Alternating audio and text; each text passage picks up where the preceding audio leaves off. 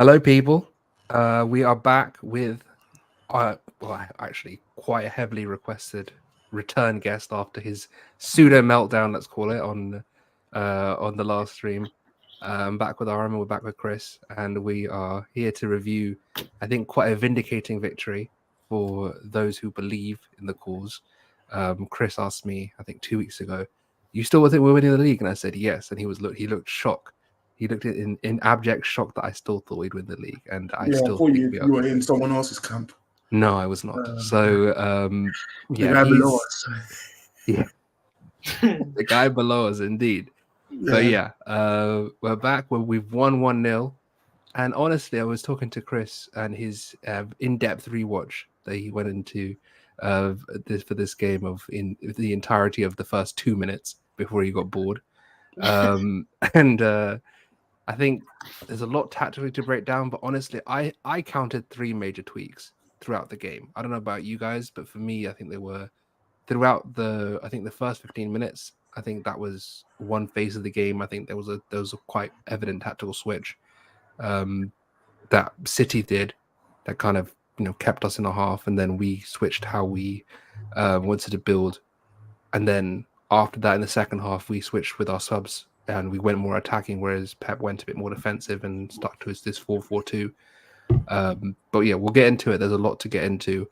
Yeah, what do you guys think? Like when you came away from that game, obviously after the dopamine and telling City fans their shit. I mean, what were you feeling? Like, what was the main takeaway from the game? Um, for me, like I, I think I was calm the whole game, and then as soon as the whistle blew, then I got like super gassed. Like emotion flowed through me. Like after the game ended, then when I relaxed, I was just like, I, like the delusion in me was saying, "Oh, we're gonna win everything. We're gonna win the league, the Champions League, the League Cup, the FA Cup." Then when I calmed down, I was just like, "Yeah, City really missed Rodri, De Bruyne." I really wanted to see. I would love to see that game again with like Saka, De Bruyne, Rodri, just to see how the teams match up when both are full strength. But yeah, I thought it was good to finally beat them after what 12 straight. You couldn't beat them. It was good to beat them. Good to go into this international break with just Saka injured, really. Well, not yeah, just Saka injured and he rested. So yeah, for me that was good. It was good to beat them, but then not for me to be worrying about Mm. how we'll play against Chelsea. Like if because no one got injured in the game, despite some horrible tackles from Kovacic, no one got injured. So yeah, for me it was we're gonna win everything, and I'm good. Saka's not injured. That's what I really Yeah, took away from this game. you were Yeah, worried. I think overall, I think it was mostly a lot of pride. I'll be honest, a lot of pride because, to be honest, the way we played to carry out that plan, the amount of mental fatigue that must have put on the players, the concentration levels that they had to put in to actually to put in the performance they did. They had 2 shots for 90 minutes. The other 2 shots were from a set piece, which happened in the first 5 minutes. For that to happen against probably the best team in the world, that is special.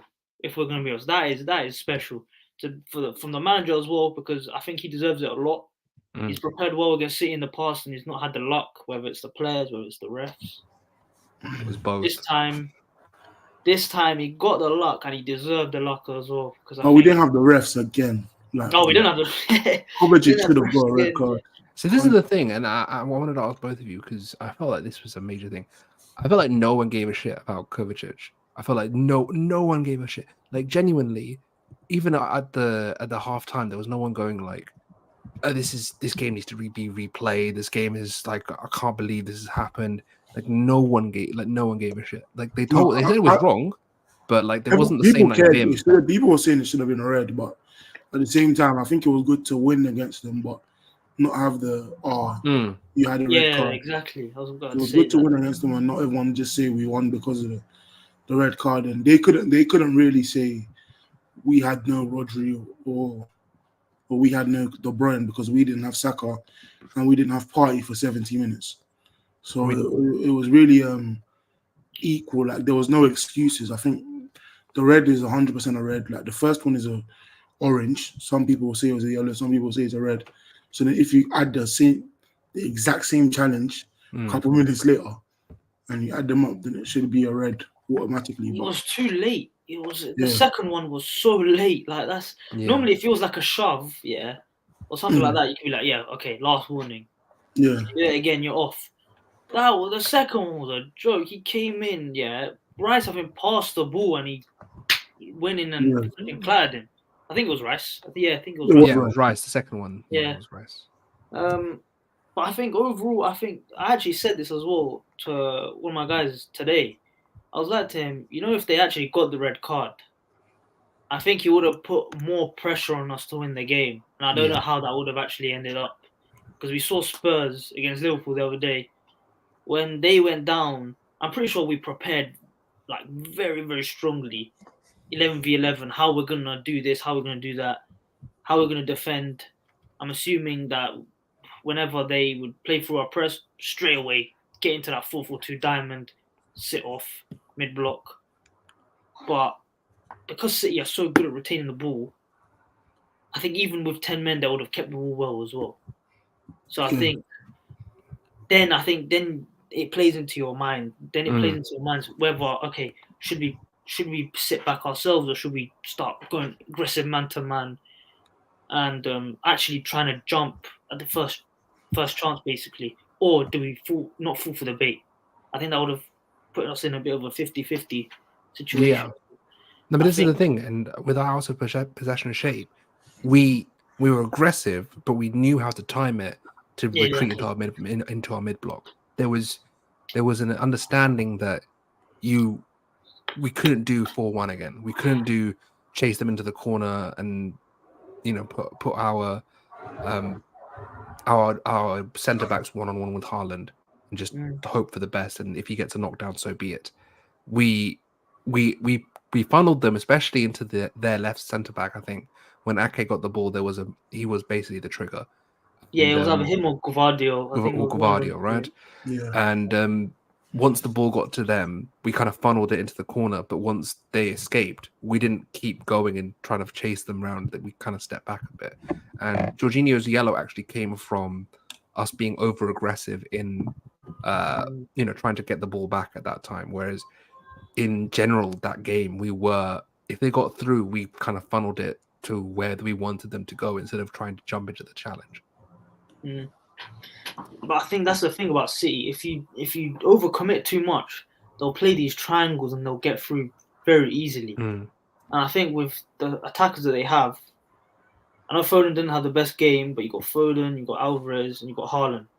3 very explosive players who are very efficient in what they do. So if you give them too much space between the lines, too much space on the counter attacks, it's a problem. So it's good. Honestly, I think the players did very, very well up here. They did very well. Yeah, I think even going past the red or what people thought were red and the arguments, and I heard about getting a yellow card soon after for talking too much. I just think to stay in the game was very good. But also on the press, it was similar to what we did in the Community Shield in the sense that you want the left centre back to have the ball, but the Rice wasn't as high up. Like he wasn't man marking the DM. Like Rodri wasn't there obviously, so you don't really need to man mark as much. Like the danger on the ball isn't as big. So there was more times where he'd sit off him and we just stay in the 4-4-2. Even in their half, we'd be in the 4-4-2. Like in the Community Shield, we were only in the 4-4-2 when we were in our half. But I think yesterday we were in the 4-4-2 a lot earlier. For me, that going into the game, I always thought we'd do that because one, they can't break us down. They don't have the same threats between the lines to even pass the ball, and they don't have the level of passer that Rodri is with Kovacic replacing him. So if you play Kovacic and Rico Lewis, who I think a lot of people thought had a great game or a good game yesterday, they can't really break us down as well as Rodri. So for me, we executed that plan to force them wide very well until that 60, 70, I think they were getting in our half a lot more before the sub. Like, I think we needed the sub when it came just to react as soon as they made the sub. But yeah, overall, off the ball, we were great for 90 minutes. And I think the last 20, we dominated them on and off the ball. Like, when we brought on Partey, Tomiyasu and Havertz, like, the game just, they weren't on the same It's just the level. size, isn't it? Like, legit. Even on the ball, though, we kept the ball better than they kept the ball. Like, we were just better than them. No, I would say, I think, first half, I know we were all, like, very tense.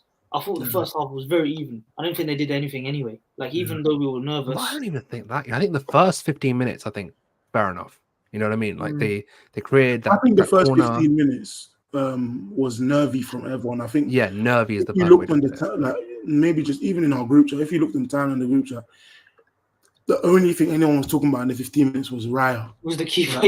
Yeah. Right. Oh my God, Alvarez nearly stole the ball. Oh my God, he just kicked the ball out for a throw in.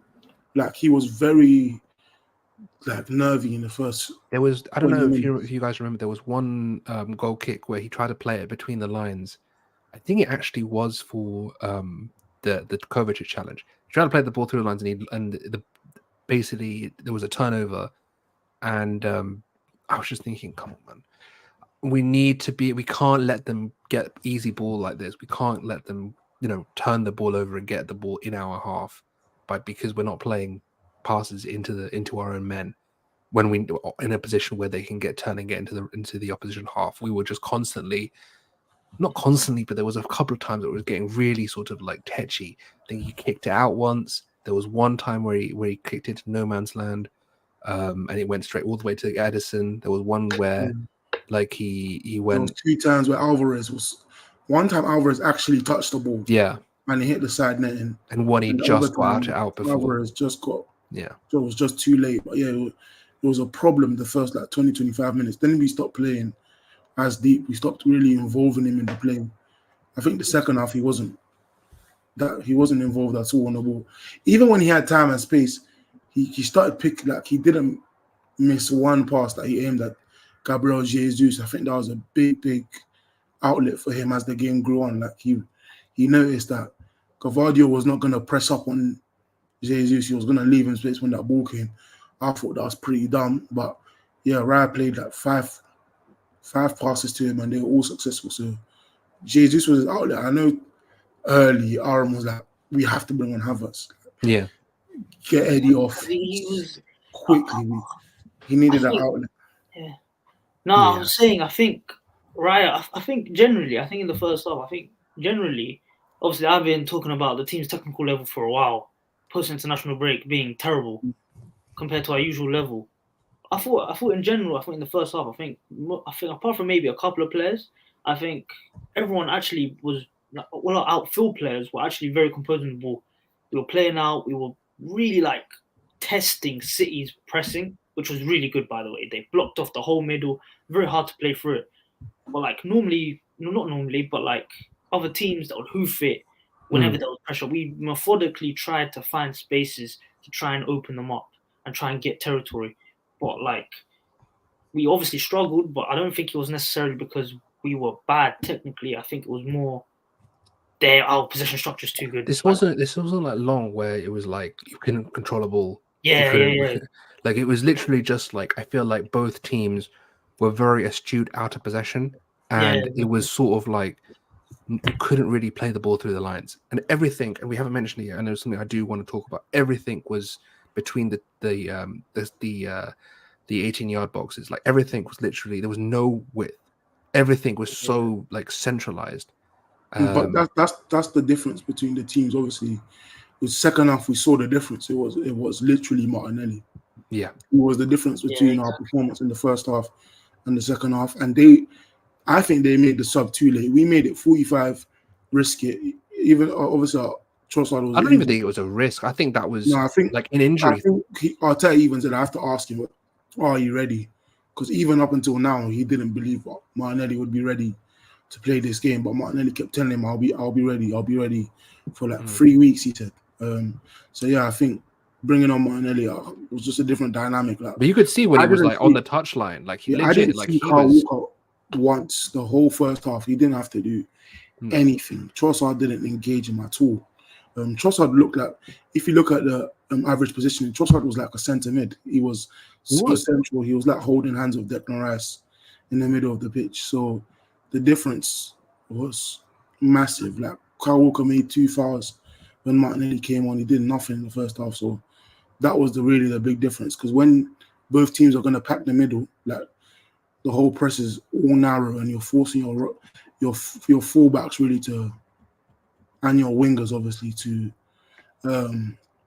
do their 1v1s and beat their 1v1s, and even if they're outnumbered 1v2 to do something.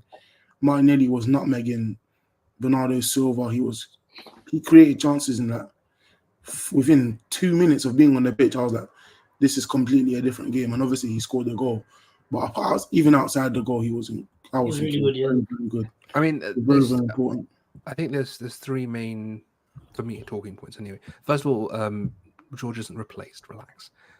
He's in Boston. He's on I think he's in a conference or something. As much as me and Chris joke around, he is kind of vital to the operation. So he's not like, don't do it, Chris.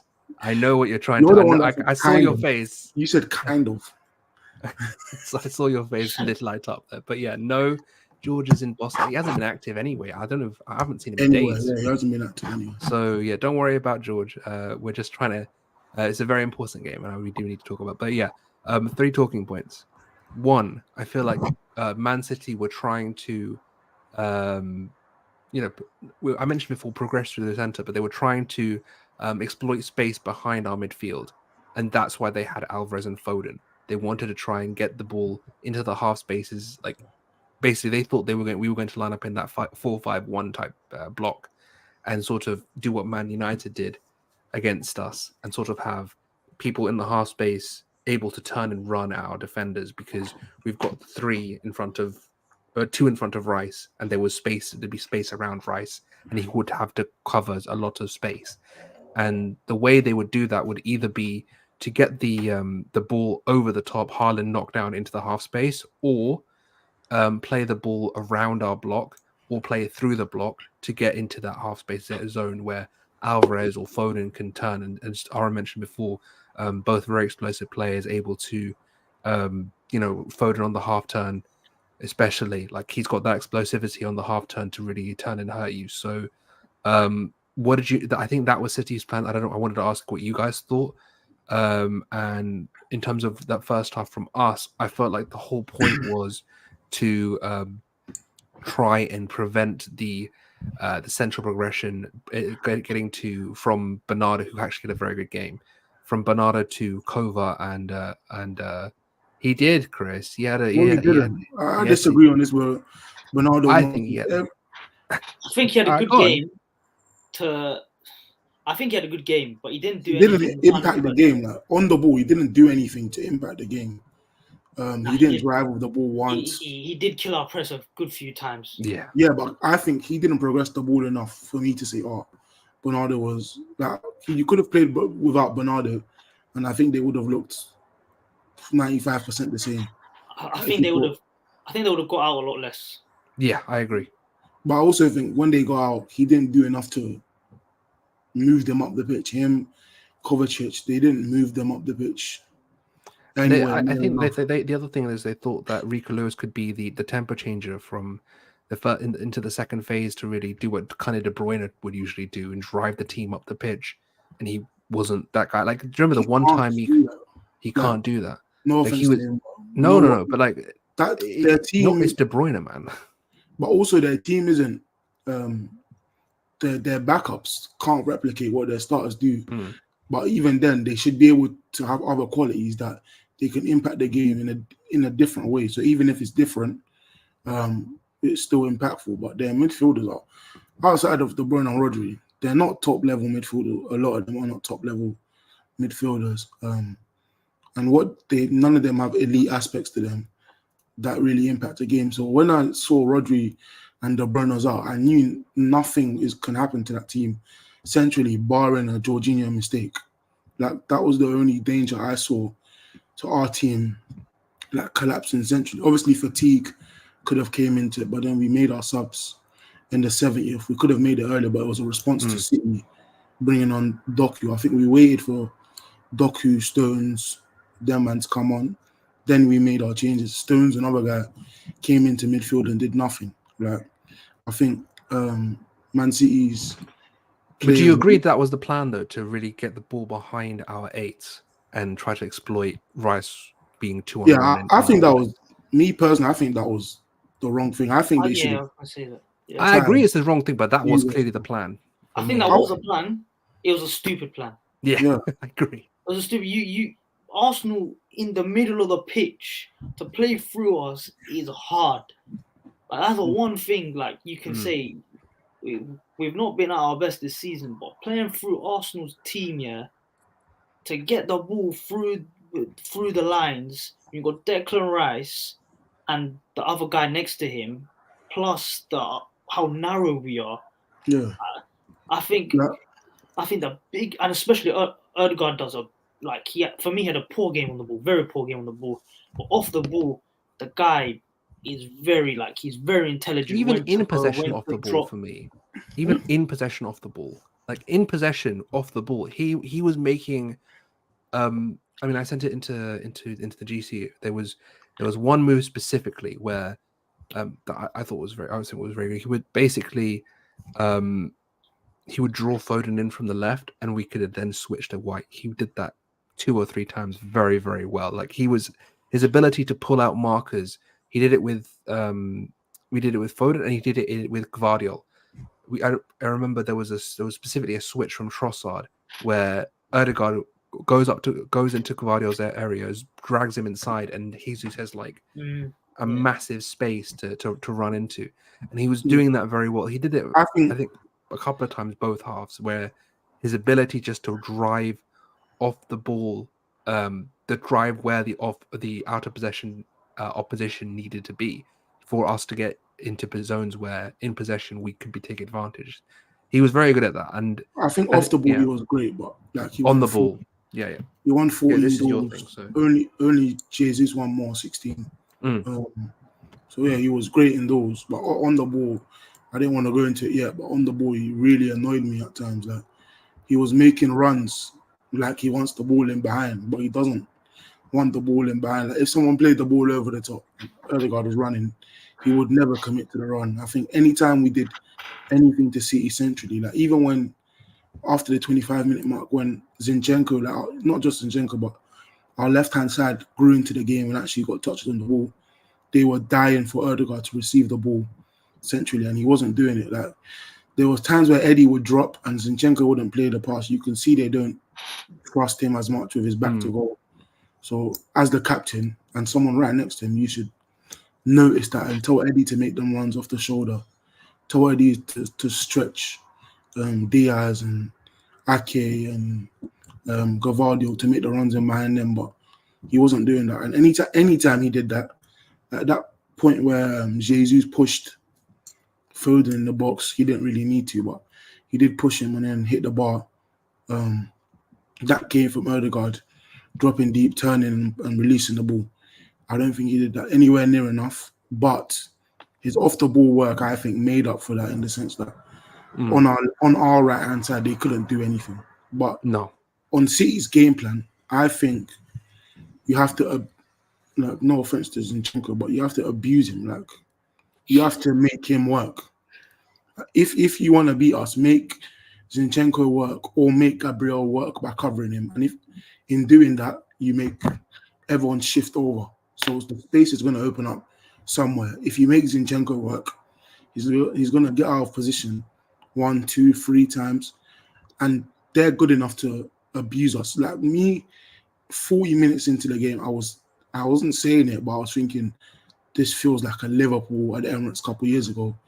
We play well, but then the quality in the attack is going to bite us. Like we're going like the Jota game.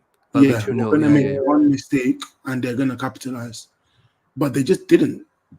They didn't involve Zinchenko in it until Doku came on. You're going to give him 75 minutes to relax, be happy, and then drive at him. Like that doesn't make sense to me. You have to involve him in the game from minute one. What was killing me was even Ben White. Ben White will overcommit if you keep involving him in the game touchline, but they didn't. No, involve what was killing me is that literally, he had like what three or four duels with Zinchenko. People were going and they switched him straight away. How can you like no Would you offense, switch him? how can you as a direct 1v1 winger be switched off of Zinchenko? That's Like, what literally what was exactly what I was about to say. You Like, can't be switched off of Zinchenko. Like Zinchenko was no. not good 1v1, and they didn't make him work at all. I was so proud. I was so proud of him when they met in the edge of the box, and Zinchenko just He just put his body in the way. One tackle, yeah. I couldn't believe it. Like, I don't know if you've seen that. I don't know if you've seen that clip of him speaking to I think he was doing an interview. I can't remember who, and he was like, "I knew Trent nutmegged me. I knew." Yeah, Trent was like, the ball was still there. I was shocked.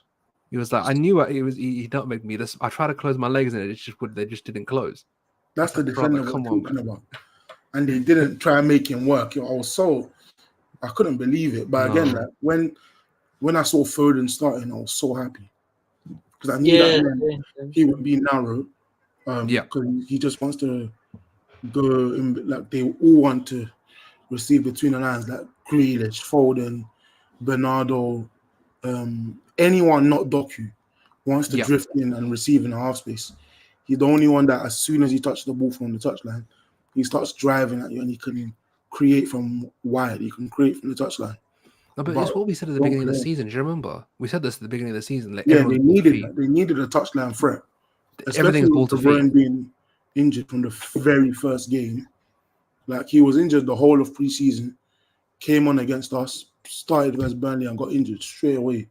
So they had to replace that threat, but I think they didn't play the extra winger.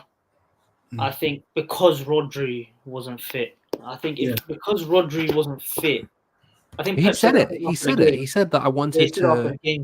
He said that he wanted multiple ball to feet play, multiple ball players in the middle of the park to compensate for Rodri. I understand that, but at the same time, that's playing to our strength. Like you're keeping everything in front. Like there's no threat in behind Zinchenko and Ben White. Like Ben White has struggled this season. When you put like the Rashfords, even who played left wing versus Spurs, I forgot who played left wing. But when you put these types of players running in and around him, there's problems. Like you always see him overcommit and having to run back from inside their half. And like when Zinchenko got that card, I thought they just continued to like make us overcommit on our right side, but they just didn't do that. I couldn't believe it. But yeah, that is the tactical battle. You have to make Pep think what to commit to, and he wanted to keep the ball. That's his mantra, like pass till the whole team dies of fatigue. But that's just not going to happen, especially with our subs. That was not going to happen. No, it wasn't. But this is what he said anyway. He was basically just saying, no Rodri, we wanted more protection with the ball, and we wanted players that were good with the ball to protect it. So Bernardo, Kova, and Rico. And then, as I was saying, the ability to turn it and attack with Alvarez and Foden and behind the. So they had 4 central midfielders and 2 strikers. Yep. I don't even think that. I genuinely think I would say 3 central midfielders, 2 attacking midfielders, and Haaland. I think that's the way I would put it because they had Alvarez and Foden kind of, as I said before, looking for knockdowns and looking to accelerate. When I say like 4 central midfielders and strikers, I'm saying what these players are at their core is like Foden's danger is all central, and Alvarez and Haaland are just strikers, and the other 3 central. Oh, as in like their actual like what they usually play. Yeah, they're just central. Gotcha. Everything is central. There was no threat out wide, and then you play a centre back at left back. But the thing is, like, if you saw the pass map, I don't know if you guys seen it. Like, you see Foden dropping so deep to try and pick the ball up. Like he was. Gavardio's a centre back. He's not. Even when Gavardio got him behind, he didn't. There was no threat. There was one time where he played that cross with his left foot. Lieber tried to block it, and Raya tried. I couldn't believe Raya came out so far past the 6-yard, jumped, and it went past his fingertips. but then we dealt with it at the back post. That was the only danger they posed the whole thing. I don't think Gvardiol was. I think he was for me. I think I haven't watched the game back, but I think he was a clear trigger for us. I think. Yeah, Gvardiol and Ake were the triggers. Whenever it went to Ake, would start, and then whenever it went to Gvardiol, I know they would not be getting out because Gvardiol on the touchline. I think it's something new I've seen now. He's not the greatest on the touchline to actually get out of the pressure. So I think I think the thing is, even though he wanted more protection on the ball, I think he could have. I think not playing Doku was I think that was really like it let us off the hook massively because I think in the first half, let's say the first 15 to 20, if they got the ball out wide frequently to Doku, I think Arsenal got pushed back a lot more than we actually did. Yeah. I think, and we didn't get pushed back. And I think, to be fair, I always said actually, I think I said after 25 minutes, if we get to half time, 0-0, stable, we can go on and win the game. Because I thought with the subs that we had on the bench, Thomas Partey, I think if we change Eddie for Kai Havertz, if we bring on Martinelli, we'll be a lot better. Because I think even in the first half, our technical level was good. We were getting out of pressure. We created some good moves. I think the one currently you're talking about, where Odegaard made a run inside and he found Jesus. Jesus got into a lot of 1v1 situations. I'm thinking to myself, man, if Saka was fit, this game, yeah. And I think that was. If Saka's fit this game, this is 4-1. I'll be real. This is a demolition. Not one. I think honestly, the point is just to replicate the same diagnosis. The amount of space we had on the wings when we actually got it, it's just Jesus, as much as he had a really good game, Jesus, but he's not going to beat a man off the dribble on the right side. He's just not really going to do that. He's more especially with the cover, like Ake was always there. He was always there. So what Jesus would do is he would fake and then he would go outside and then either whip it in or even in the second half, one time in the box, like he did some body thing, and I was so confused. Yeah. The ball in the air over, and then he controlled it. He controlled it, body thing, and he always had success on the outside. I thought he should have shot at times, but he was just taking so many touches in the box, like he wanted to just whip it across quickly. Just whip it across quickly. Yeah. But yeah, I think yesterday, like there was we limited them to, as you said, 2 shots in 90 minutes, because the first half they got 2 shots from that same corner. Gvardiol, Ake. The Ake shot was so much of their XG. I forgot the exact number, and I'm going to check though because it's annoying me. But the Ake shot was a lot of their XG, and then Alvarez had the 2 other shots. We limited Haaland obviously to no shots. Foden didn't have a shot. Yeah, the whole team really didn't have a shot. Why? Apart from us dominating centrally, there was times where they got near the box. They had corners, so there was a threat in their box. I think we dealt with set pieces very well as well. We probably, there were so many times I thought we could have scored on our set pieces. At the near post, we weren't really hitting the man regularly. But why do you think the dangers in both boxes, even ours, even our box and their box, why do you think the threats weren't there as much? This was a very, very low XG game. The chances weren't there. So why do you think they weren't there? I think first of all, when you've got I think both teams have elite defenses in it. Both teams have got elite. If you look at City's box defenders, you have Diaz, you have Ake, you have and when the ball comes in from our left side, you have Gvardiol on the back post. Yeah. Scoring goals against that back line. I think we saw it actually kind of in the Champions League as well last year.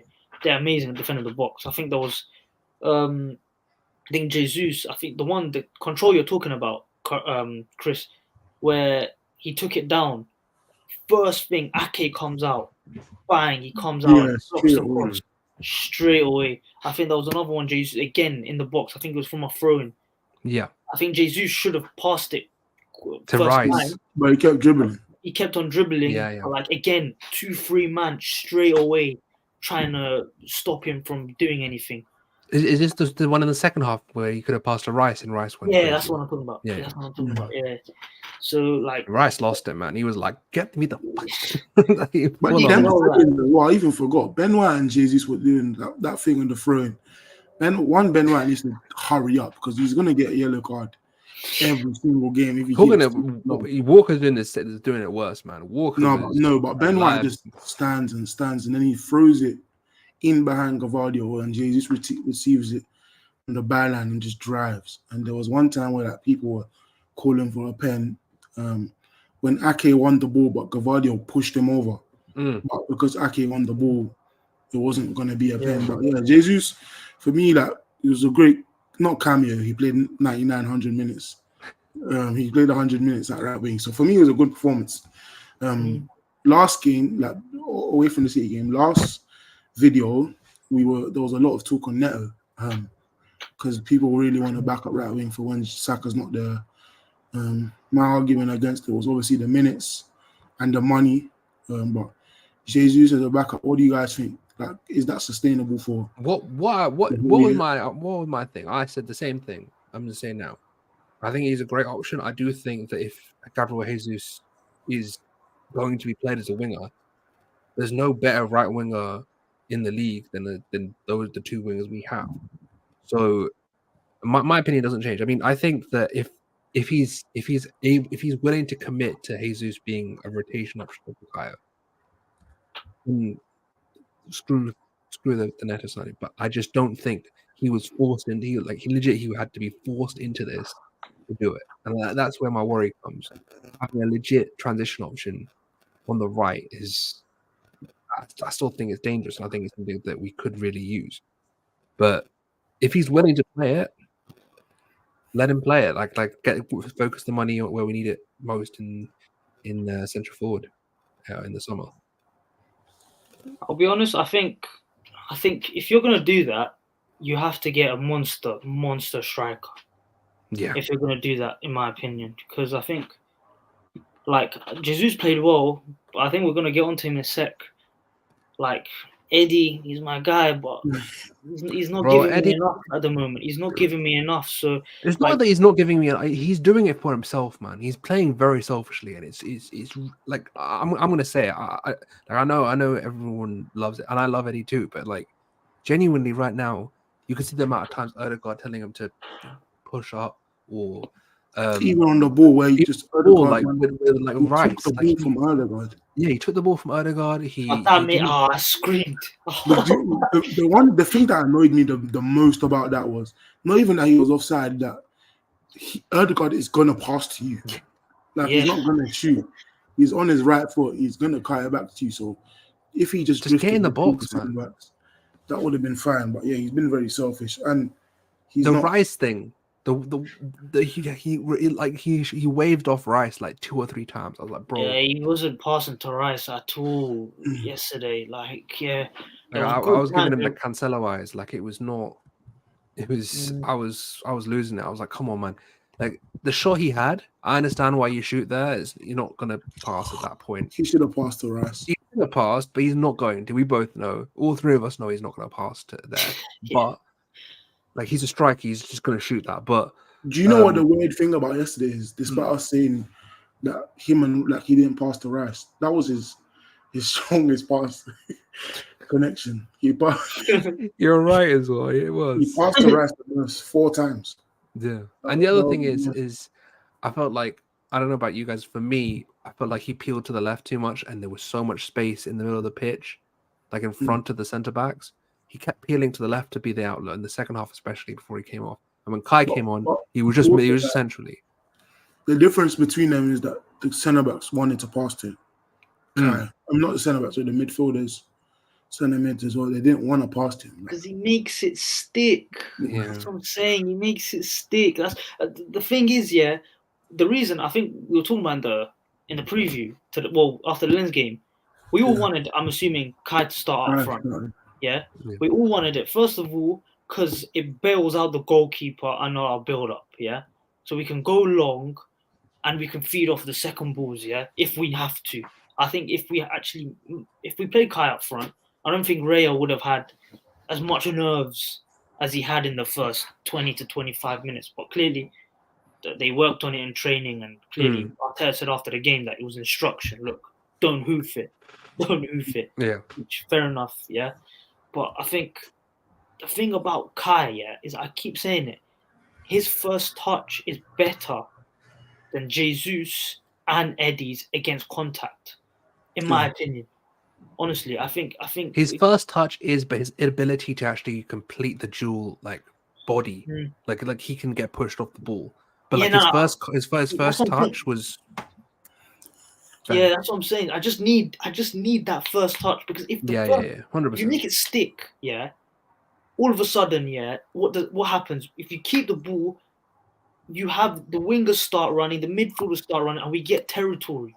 It's time. It gets you. It buys you time. It gets you. And what happened after we brought on the subs?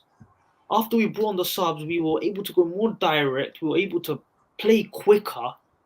Yeah, and let's be honest, the last 20 minutes, Arsenal were by far the better team. I think if you think about it, I'd say the first half was very even. From 45 to, let's say, around 55, 60, I'd say Arsenal were better as well, because I think Martinelli came on, gave us energy, we were able to stretch them more. I think from 60 to 70, they held the ball for, I think, let's say from 60 to 75, they held the ball a lot better than us. Like, they were just holding it. They weren't really doing anything, but they were holding the ball. We brought on the subs, and I think in the last 20 minutes, Arsenal was a much better team, in my opinion. So it's almost like you've seen the numbers. You are spot on. Listen. That game was so slow, yeah. It's all in my head. Everything was just happening at its own pace. Like, you just knew what was going on, basically. Yeah. So the actual numbers was like 45 to 60. We had 54% possession. Then they had 55. Then from 75 to the end of the game, we had 62% possession. I think from 75 to the end of the game, like we won everything. Like, we had more touches in the box, more recoveries, more ball possession, higher pass accuracy, more long pass accuracy. We won more duels. We had more attacks. We had a higher formation line. Like, we did everything in the last 75. I think if we played that lineup though, without like the injuries, like say we played Partey and not Saka because he's actually out, but Partey and Martinelli from the start, the scoreline is just completely different. I just think we keep the ball a lot more. Like, I think we see a 60% possession game that we saw when they beat us 4-1, right, at the Emirates. Yep. But we had like not the Emirates. No, 3-1 at the Emirates. 3-1 at the Emirates. Yeah, we had like 64%. Yeah, Grealish, 64% possession that game, but we didn't really execute as well. And then at the end of the game, they just got back in. But I think, yesterday was incredible in that last 15. Was Grealish injured? Like, was he hurt or something? Because he didn't bring him. He just don't bring him on. If they brought him on, what would he have done yesterday? He would have done the same thing. Just but he wouldn't bring him on against Leipzig, did he? I think he played against Leipzig, no? Yeah, he did. That's why a lot of people didn't watch that game. I saw a lot of people say, "Oh, Grealish starting when I watched the Newcastle game." But yeah, I think Grealish this season, after Doku coming in, Grealish has barely played, like barely started. I don't remember another time apart from that Leipzig game him starting. I think Doku is very important for him to walk away from that in the name of Rodri injury. Doesn't make sense to me. Even versus Wolves, like that's what gave me a lot of confidence. Watching Wolves was like the only ways they really got into the box was either Diaz ball over the top, and he just can't. He can't do that against us, and because he just won't sit on the halfway or sit anywhere above the halfway line with the ball, with the time that he got against Wolves. So then the other way of creating was just Doku. 1v1, let him attack. Like he will dribble for 90 minutes. So if you want to threaten our fullback, like Zinchenko, great challenge, whatever. And the reason why a lot of people are talking about it is because one, they didn't expect it, but two, it didn't happen as much. So I think if you consistently do that, then it's a problem. But Yeah. What do you guys think? No, I mean the other thing is right is we saw in the Leipzig game, and I did check it was Grealish starting. Doku picking up the ball around the center circle and just driving in transition. Problem. It was a problem, and to see City go from that to Walker and Gvardiol providing the width. I'll be real. Like Gvardiol's obviously centre back. Walker at this point for me is kind of just a centre back playing a right back. Like I don't really see him as like an out and out P Tottenham. He's provided somebody the width. starting. Season, you know, they've been playing this Walker. I think ever since the Newcastle game. Yeah, every game he's been doing it. He plays wide right back nowadays. But the thing is, there were points where he would play wide right, and there would be times when he would literally come into the right half space and kind of try in the final third and try and just be that. I don't know if it would be for transition or just try and be an extra body in the. So that's just the role. Like the whole season, that's what he's been asked to do since. Yeah. Newcastle, So this is Newcastle the right game. I think touchline he's been like 1v1 the whole game. I think obviously this time they're not as high up, so the balls in behind just have to come from further, and his runs have to be a lot longer, so it's a lot less dangerous. Like against teams like I don't remember who it was that he got the cutback against, and Foden smashed it in. There was like a couple of weeks ago. Yeah. That can't really happen against us because they're not going to be parked off in our half. Like the distance he has to cover to make those types of run are a lot smaller. So again, when you play a team like us and you know we're going to pack the middle, then you need a 1v1 threat. He just didn't do that. But it's not even just the 1v1 threat. I mean, that's a massive thing, but also just the spacing. The spacing is all wrong. Like there's no width. Like Walker is like, how many times did you actually see Walker? Like I saw Gvardiol, we kind of just we made the trade off for Foden to stop him playing on the half turn and have Gvardiol just try and cross from the left side. But Walker, I think he did like one, maybe two crosses all game. Like, we didn't really offer him any sort of like ability just to play the ball in from wide or even try a cutback or something. It was just sort of just like he was out there and then he was inside, he was out and he was in. But yeah, sorry, Aaron, you were saying something as well. No, I'm saying I think they play him wide because they're trying to get Foden playing inside now. Yeah, like very, very close to Alvarez and Haaland. I think it's they've been doing this. I think I didn't watch the Burnley game in detail or anything like that, but I think it was the game against Newcastle. I saw it where it was literally Foden, literally off Alvarez and Haaland, playing really close together, really narrow. And I think Walker was the guy that was stretching the pitch, but Newcastle can't defend between the lines. Arsenal can. So I think that's something. I think in the end, I think Pep's gonna sit down. He's going to deepen. He's going to be like, we probably let Arsenal off the hook this game. They did. They didn't really play. If they had Doku, I think we would have been in a bit of trouble. I think because same. It would have provided a different threat. And I think he when he was brought on, for me he felt cold. Like he didn't feel like he was like he didn't feel like. I don't think it was about him. The team was just too comfortable at that point in the game to make a mistake. Like no, 100%. That too, but like it I was felt 75 like minutes he wasn't able to get facing control of the game. He wasn't able to get to the pace of the game. Like he just sort of was trying things, but the spacing and the way we set up was he had an inability. He didn't have the ability just to break. I don't even think it was the spacing because he got to the box. Like he was facing White and Zinchenko out there wait for the box. Like if he got past him, it would have been a cutback, but it was just too late. Like they were too comfortable. Like it's 75 minutes of me not having to face anything comfortable against the most mentally challenging. Bar Anfield away, this is our biggest mental challenge. Because even when we play world-class 90 minutes, we still lose. Yeah. So Zinchenko, just eat that statement. We played what? How much possession was it last time, Chris? 64%. 64% possession. 60, yeah. We've held the most possession against this team. We've conceded the least shots against this team under this manager, and yet we lost one of those games. I find that I still can't believe we lost that game, man. It was. But yeah, I think Doku was just too late. Like it was just too late. If he came on at halftime like Martinelli, we probably see like We have a battle, you see comps, comparing them to like them two's performance. But dribble for dribble. I do think though. I do think if we were full strength and they were full strength, I think the game would be very similar to what we saw. In my opinion, I'm not sure just because of who KDB is. We might have been slightly more open, I think Rodri not being there, I think limited their passing range.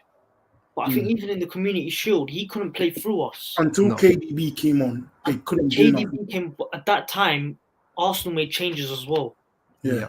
Arsenal made changes as well. We changed the system a bit, and I think they got more space in the inside. But I think a lot of that game, the Community Shield changed. We were a lot more stretched as well when we made those changes. And I think it was to give some guys minutes.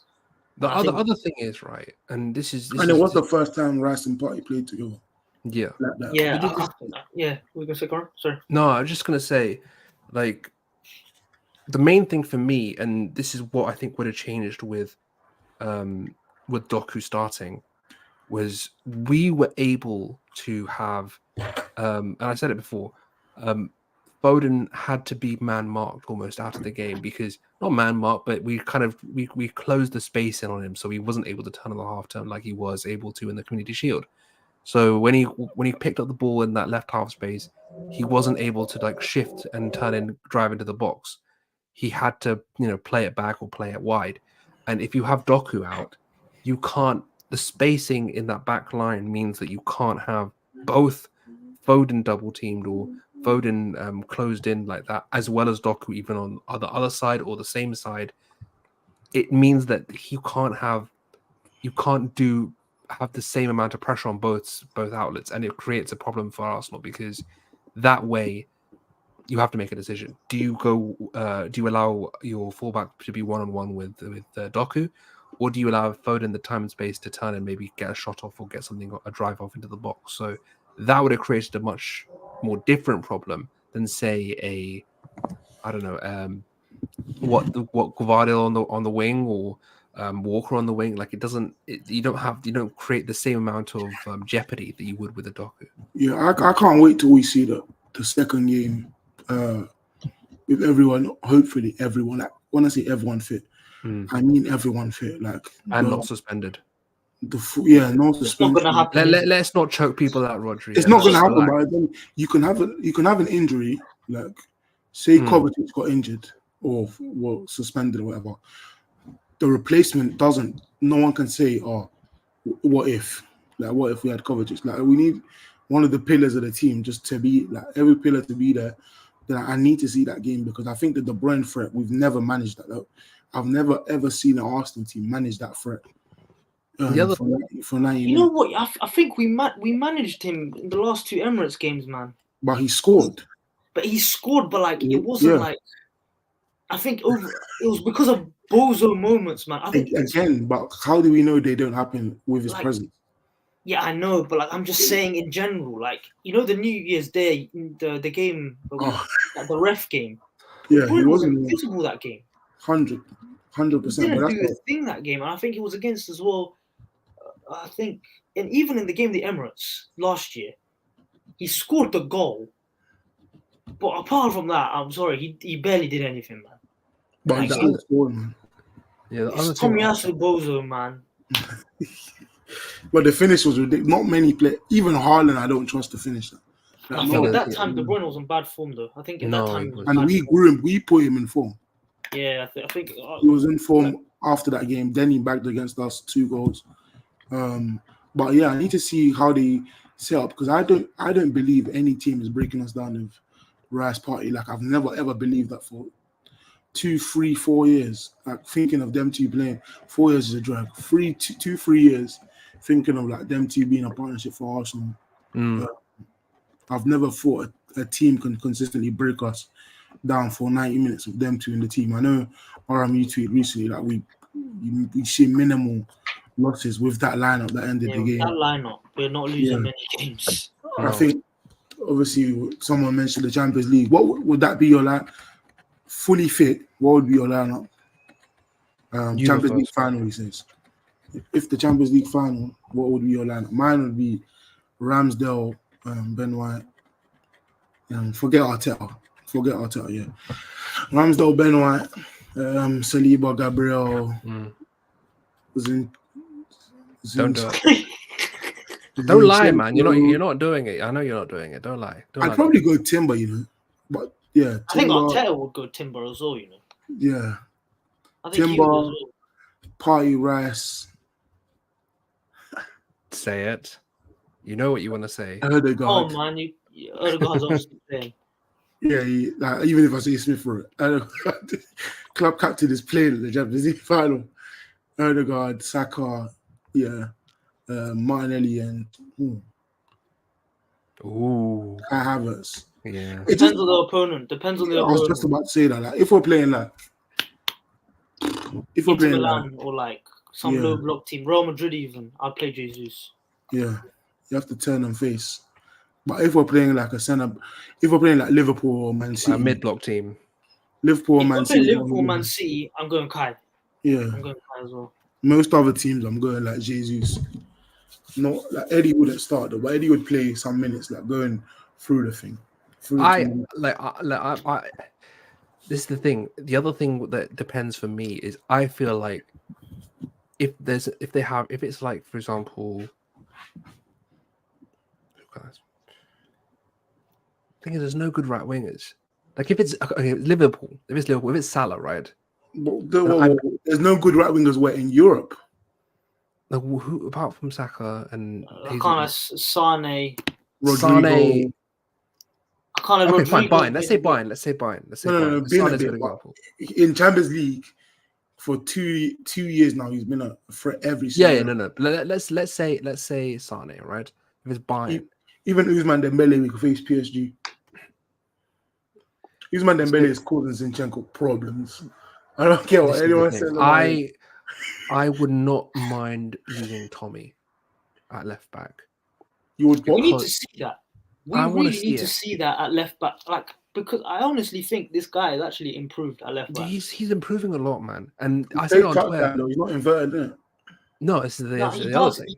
He comes inside, yeah. You know when the ball's on our right side, yeah. Yeah, he comes inside. Yeah, that's when he comes inside.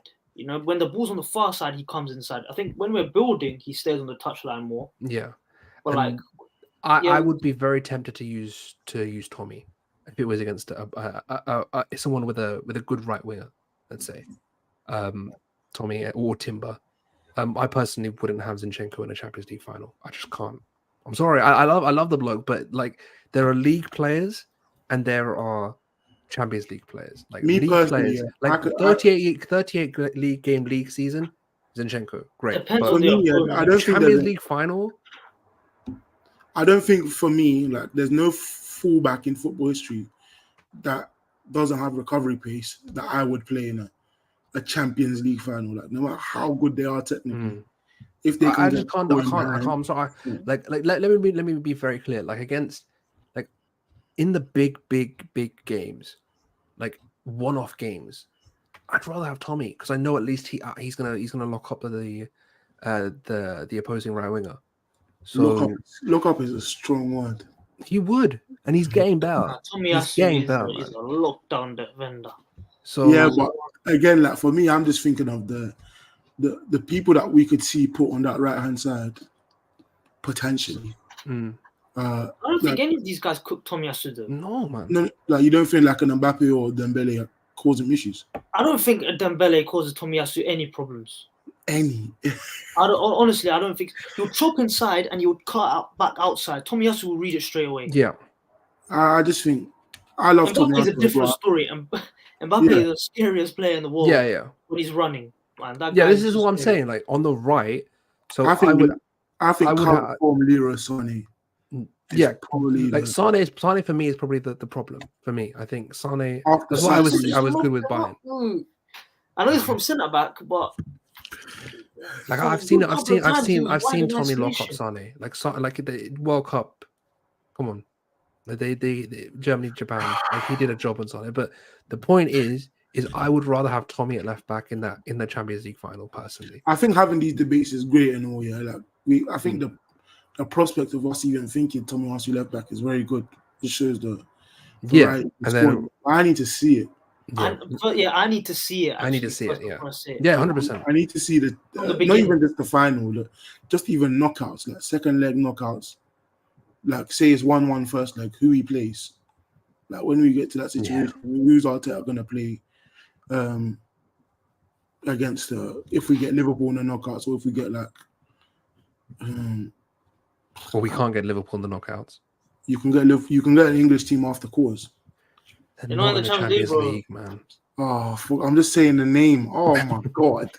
I'm just saying the name. Let me just say Man City or like PSG or Newcastle. Even if PSG, let's see if PSG even make out the damn group. But Newcastle, you can afford to play Zinchenko. But the other thing is, right, and this is why I was going to go into midfield. I think we saw for City versus Real Madrid, the time they lost, how big of an impact substitutions make. So I'm going Rice, Party, Erdegaard, but if it's going wrong, there's no one I'd rather bring on than Emil. Like genuinely, if you need a tempo changer, Emil is the guy to do that. So we have the people in the squad to really change, like knockout ties. But yeah, you were saying something, Chris. I was going to go back onto yesterday because like yesterday, I think after we made our subs, I was like, oh, bring Emil on. Then I saw the way the game went on, like 3 to 5 minutes after we brought on the subs, and I was like, I didn't say on the timeline obviously, but to myself I was like, don't bring Emil on. Like, no, this was not a game for Emil. Let us keep the ball. We didn't need the dynamism centrally anymore. Like I think we could have scored without it. Like because watching Wolves, Hwang Chan and Neto, even just Cunha, like them driving like from the halfway line in front of the centre backs, just across the centre backs was causing problems, and we didn't really have that dynamism centrally. We didn't have anyone to make those runs centrally, which is why I wanted Emil to come on the pitch. And their centre backs, despite how good everyone thinks they are, they don't really. Not even just their centre backs, the whole team really. They don't really deal well with 1v1 threats. They all, apart from Kyle Walker. They all make silly fouls. Like they all get away with, even Kyle Walker actually, but they all get away with fouls. Like City get away with a lot of fouls. Like even yesterday, Kovacic, as we saw, got away with fouls. But Cavadio, I was surprised didn't get a card of his 3 fouls. Rodri was averaging more than 2 fouls a game and barely got suspended. So he did 2 fouls a game and barely. You know exactly. He was getting that consistently. Not that's like what is Casemiro on right now? He's on like 4, isn't he? 4 cards. No, 4 fouls per game. Yeah. Like, Udogi's averaging 3 fouls a game. He's made 3 or more fouls in 6 out of 9 so far this season. But only has 3 yellow cards. That happens consistently with a team like City. So yeah. I think but like for me, the other thing is I completely agree with the front line. Like the front line, I completely agree. Like if we're playing Inter Milan, if we're playing like even Real Madrid, like RM said, I'd play Jesus. An AC Milan. If we're playing AC Milan. AC Milan ain't getting. If we're playing AC Milan, something's gone terribly wrong. Okay, like Pioli, I love Pioli, but like he's. I needed that. I needed all that. We ain't getting to the Champions League final, man. Sorry to break it. What a team. No. I'm genuinely like just quickly. I'm still steaming off that Barella walking into build. I'm still steaming off Giroud at DM on the press. Like, I'm still. They're embarrassing 2 times in a row. You've come up against your rivals. Obviously in the semi. You know what the worst thing is? We're top. Exactly. We're top right now. I spoke to the last 2 times you've come up, you've been embarrassed. It's because I'm telling you, Inzaghi. The reason why I talk about Inter as big Champions League contenders is that manager he's a cup manager. This guy, man, Inzaghi, he always does good in cups. Like he has these game plans because they're hard to press, they're hard to break down, and they have technical players. So that's why I keep talking about Inter, and that's why Pioli never gets the better of Inzaghi because he can't press them high. The high press is already flawed as it is. You ain't got the pace to press the them team does not have tacklers in the middle, and they're too good technically, so they're obviously going to break through. But you know the one. I mean, you know the one I'm talking about. We're literally like Giroud is on the DM, and literally Barella just walks to the goalie, picks the ball up, and walks out, and there's no pressure, nothing. And I was just like, what? Why is Giroud there? Why is Giroud marking a DM? First of all, second of all, there's no pressure on the ball at all.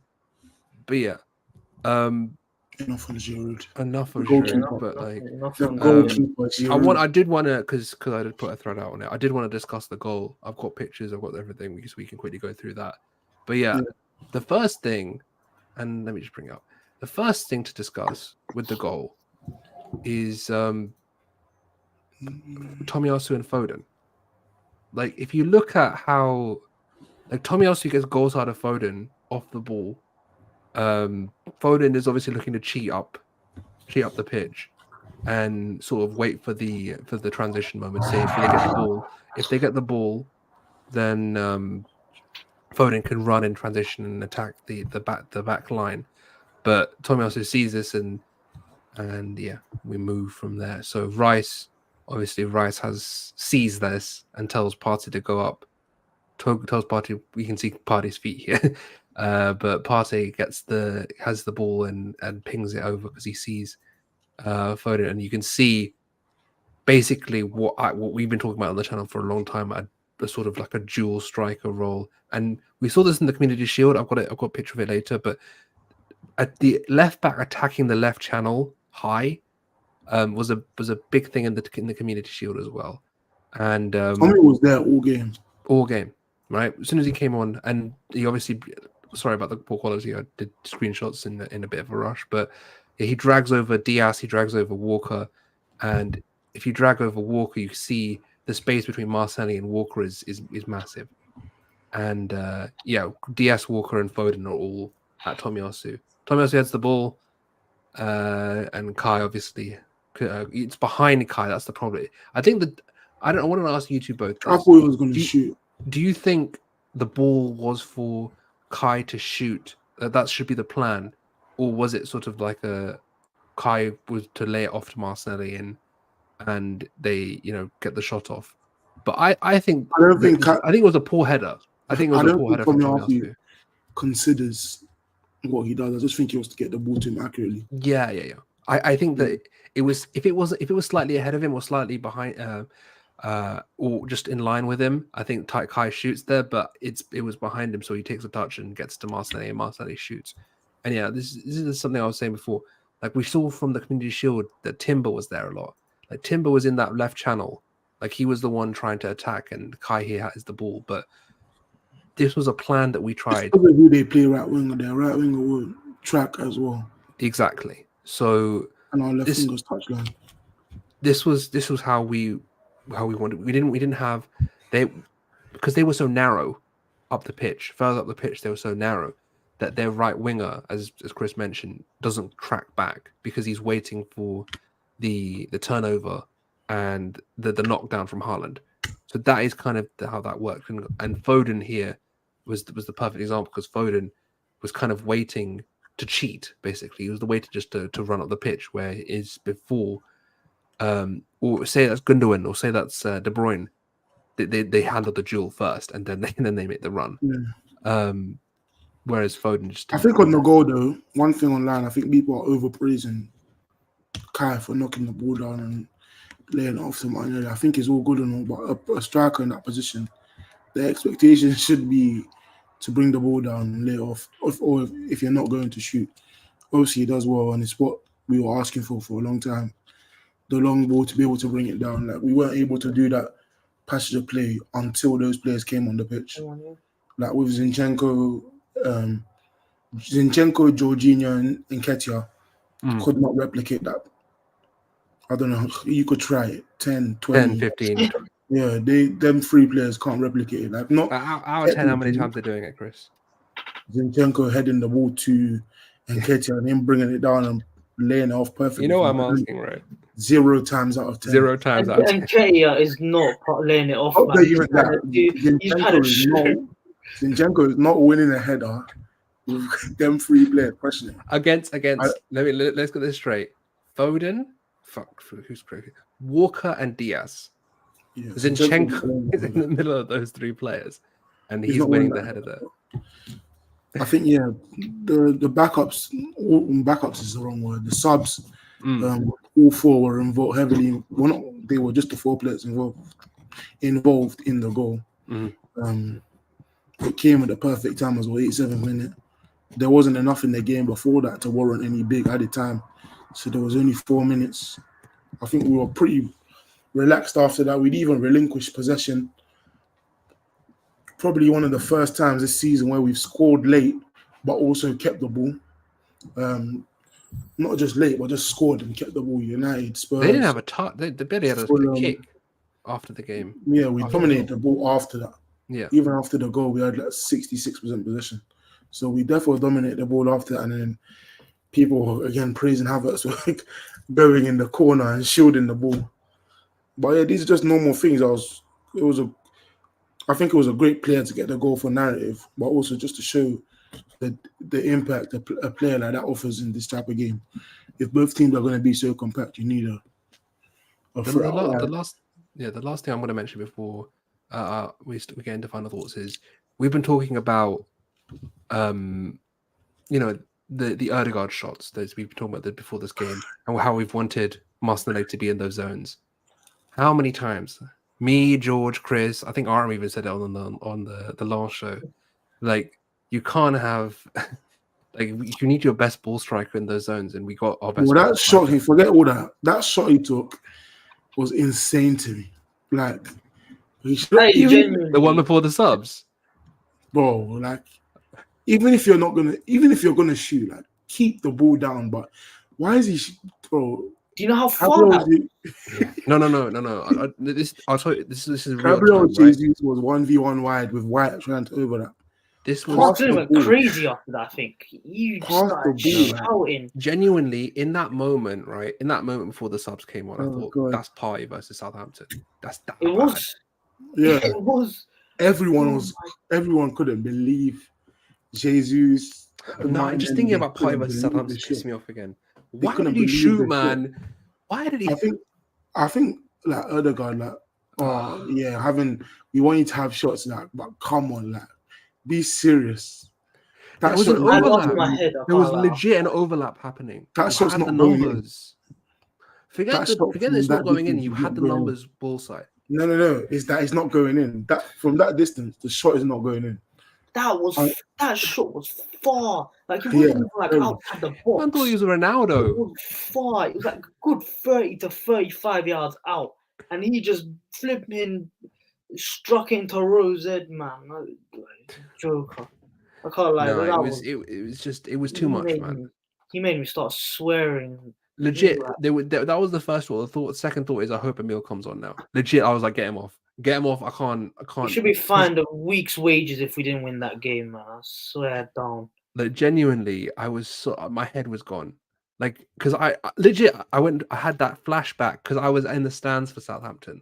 I just had that flashback of Party just shooting into the crowd. I was like, man, if we lose this game, let me not speak. But that will always be the worst one, though. That Thomas Partey against Southampton, that will always be one of the most stupidest decisions I've ever seen on a football pitch, man. Oh God, even think about it. Let's move on. Cross-out. But yeah, that again was like Martinelli nutmegging Bernardo. Then it was a good move. Yeah, it was a good move. Zinchenko progressed there. Martinelli, like, I thought he was going to release it early, but he carried them up the pitch. Nutmegs Bernardo, passed to Ødegaard. We had so many numbers forward, man. He didn't even look at the wingers. Like, he just, I'm hitting this, he said.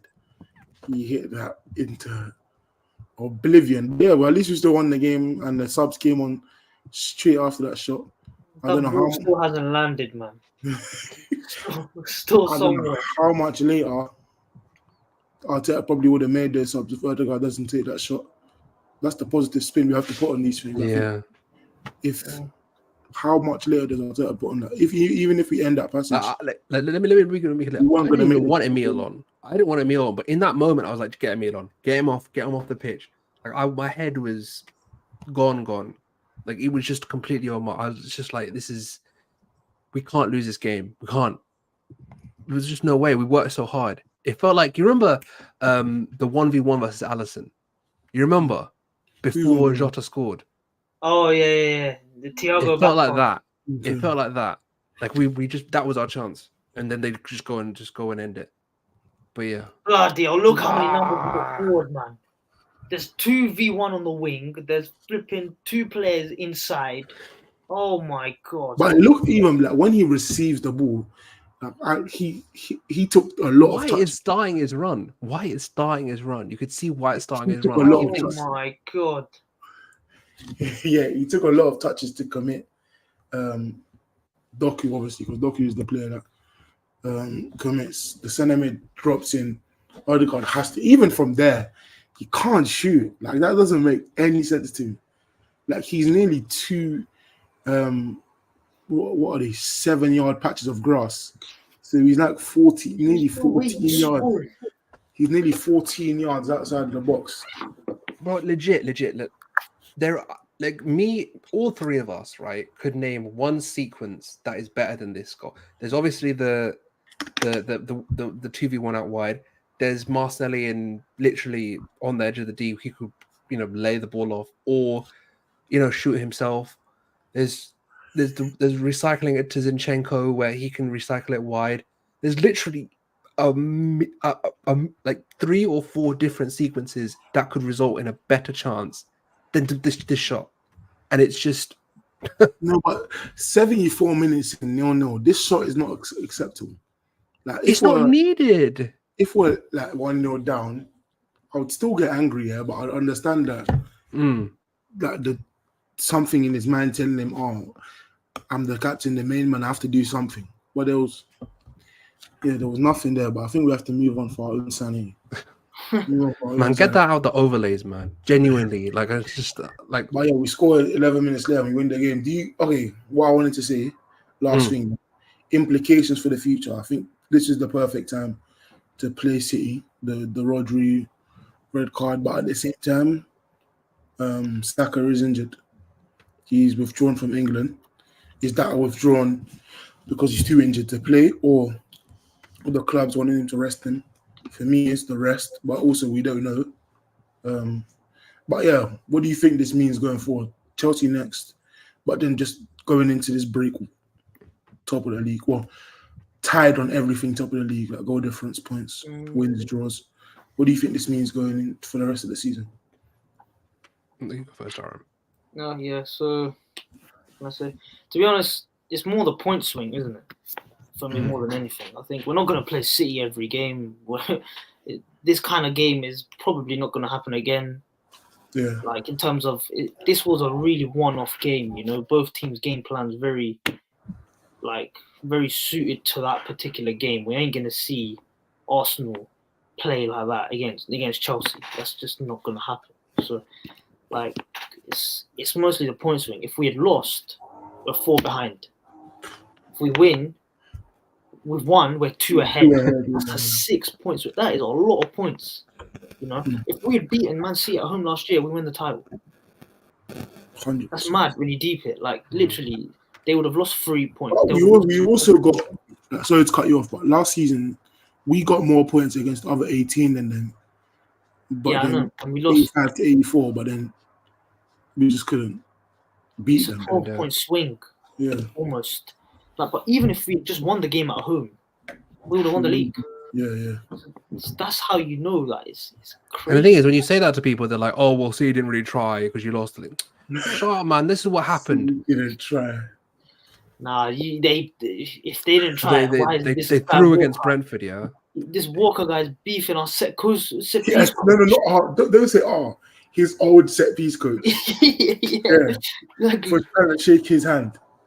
Like a guy you've known all this reminds me is 6 years, however many years he's known Nicolas Silva, and he won't shake his hand at the end of a game just because he's not at Arsenal. It's so baffling to me. But yeah, look, the emotion from Foden and Walker wouldn't be there if City didn't care. It's literally the Both big teams are weaker selection-wise. I think if we'd started with Thomas Partey, Saka, Martinelli, we would have won this game a lot more comfortably. Because if they had Rodri, De Bruyne, they probably would have been better as well. So I think both teams were as weak as each other, in my opinion. like there's really no debate. The Party played 20 minutes more than Rodri did. Yeah, exactly. And Saka wasn't there at all.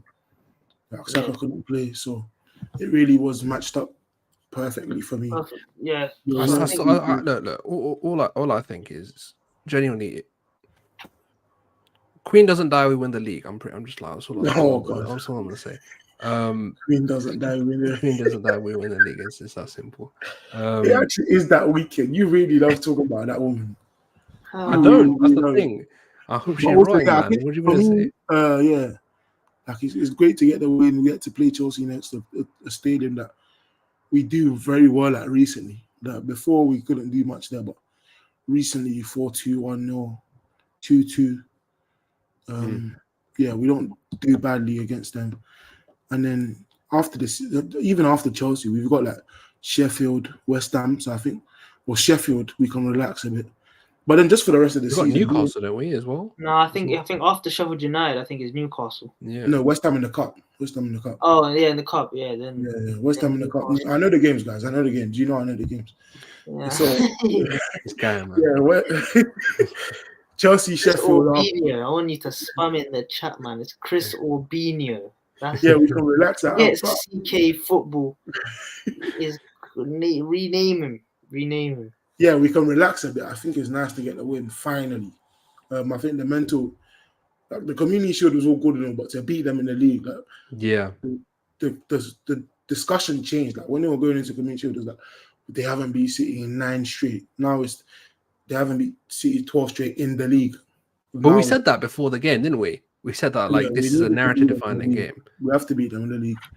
And, the other thing is right. Well, so the other thing is right, and this is a major thing I think as well. Look, you mentioned before about we've got 85 points versus them and getting 84 points, apart from off everyone but us. And look, it's more than that. It's more than just like the numbers. I feel like it's more than just like it's the fact that we only have to play them one more time now in this league. Yeah, you're right. Yeah, we only have to legit. There's only one game between us and them, and they can score as many goals as they want. They can get as tight as they want at the back. But if we can get, you know what I mean? Like if we get a draw there, look, we can the most they can do is even up at 3 points. They can't. Yeah, they haven't bettered us. They haven't taken. Last year, it was, let's say, I'm not going to say we would have won at the Etihad, but in the end, they got a 12-point swing on us. Yeah. As opposed to if we had won both games. Even drawn, man. If we draw a game. We're drawn, yeah, you're right.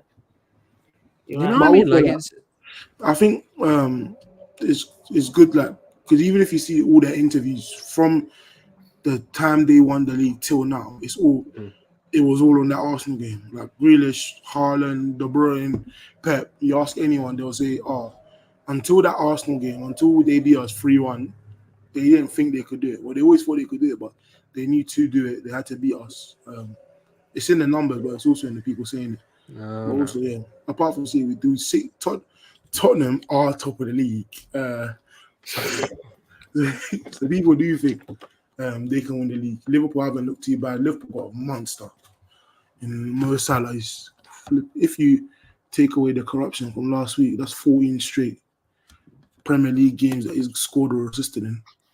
I can't lie. I think Liverpool, I think they are contenders. I just think because I don't think they'll win it. I think they're third favourites. Quite clearly. But that attack. Check the GC. Crazy. I think the Mo Salah factor is no one can replicate that. There's not a man on the other teams really that can score or assist in that many games. He has got the most assists. in the league this season. He also did score 2 versus Brighton. And he got the assist for Spurs also. But yeah, I just think the level that he can score assists to, regardless of what's happening, I don't care about Sammy Mockball, mate. So What's that going on? Tony, spoken about Tony, 25 minutes ago. Ivan Tony, a striker, Arsenal are coveting big time. It's understood that Tony is coveting Arsenal too. They need to stop saying word talk. He wants us more than we want him. No one can convince me of the fact. Him coming out 2 times in the past 2 years in the only 2 podcasts he's been on and spoken about wanting to be at Arsenal. No matter what anyone says, he wants us more than we want him. Doesn't mean we don't want him, but he wants us more. But I can't lie. I think he wants us more, but I think he's definitely on the list. Yeah, 100% he's on the list. I don't think there's any smoke without fire here. And I do think this Arteta guy. I think I told you. He loves in the Prem, man. He loves in the Prem. This guy loves his Premier League proven. Like he really likes it. I also think it just depends on the numbers of our strikers come that time. Despite how much you want a player, say not Martinelli, Jesus or Nketiah or Havertz are firing in December, he can't buy the striker. Personally, if I'm going to be honest, like I do rate Ivan Toney a lot, actually. I think he's I rate him as well. I think he's a good striker. It's just I don't think he's the best in class, man. 60, 70, whatever the money is going to be with Chelsea, we've already gone up against Chelsea for a player in January. The money will fly high. The thing is, I don't get the 60 million like price tag here, because what's stopping them from asking for 80? Yeah, exactly. A year left. He's got a year left in the summer. This guy, he scored 20 goals in the Premier League. He's proven. He's an England international. Look at the going rate of the market. Why would they settle on 6? Why would they settle for less than? I think 60 is the number now though, because he's got a year left, like next summer. But also, how many years does he have left? 2 years. 1. 2 now. 2 right now. Like he's got a year left. 1. Oh, okay, in January. Okay, I think next summer it might be 60 then. But in January, what's stopping them from asking for 80? Especially with us and them. There's also this though. Like if they want Eddie, there is a way. I don't think we're selling Eddie, man. The manager, unless we're not selling Eddie in January. Let's be real. Him selling in summer would have got us more money. We're not selling him in January. This manager has just trusted him in every single big game this season. He's not giving him up in January. In my opinion. Maybe in the summer. Yeah, the summer I think he's gone. Despite how much we like Eddie. One or 2 of them have to go in the summer. I think in the summer for sure. I think a lot of things are probably going to happen in the summer, which we don't know about yet. Yeah. Probably unpopular decisions as well. But in January, I don't see it, man. Honestly, I just think there's now 17 games left till January the 1st. We don't know how many games ago. We don't know what 17 games. Is that's including Carabao, right? And Premier League. Yeah. It is very dangerous to make assumptions on what's going to happen in January when we don't know what happens. Like Saliba could, let me not even say put that in the air. Cedric could get injured for 6 months. I'm just saying Cedric just to say, so no one can say, oh, he jinxed it. Cedric could get injured for 6 months. We don't know what the club's going to do. I just think it's very dangerous to that. And but Ivan Toney, good player, whatever. I just don't think we make a striker signing in January with the strikers we have, considering what the numbers could be. There's no space in it. Someone has to go. Because they're all playing heavy minutes right now.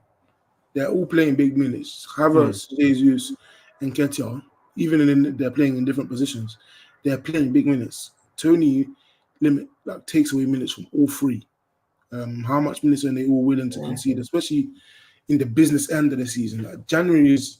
No one's gonna want to leave now anyway.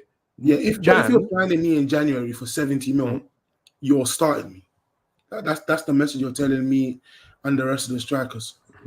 So I don't know. Neto in January, spoke about that last game. We spoke about that early in the stream as well. Last review. It's not happening, man. But I'll be honest. I'll be 100% honest. If it came between Neto and Tony, yeah, I think I'd choose Neto. If it came to Neto or Tony, I'm with you. If it came to a choice between them two both, because at least Neto, he can cover more than one position. Cover the left, he can cover the right, you know. And there's less minutes being taken up right now. Exactly, that's what I mean. That's what I mean. You take away less. If you get Neto, what are you doing? You're not going to necessarily cut. Neto would be, for me, if he came in for, let's say, 60 million. Let's say 60 million, because I think Wolves have got FFP problems. He'd be like the Trossard, in my opinion. Yeah? If you buy Tony takes away minutes, like Chris said, from flipping everyone. Jesus gets less minutes. Even Trossard gets less minutes. You have to convert Havertz into midfield. And I'll be honest, that is not happening this season. No. This season, that is not happening. Maybe next year. Yeah, he could learn, he can get trained, do different things. It's not even just training. He needs the other guy there. Like you could see, you saw him. Just the goal itself. You can see he works well when there's someone near him. He has the ability to find the space and. Tony could be that.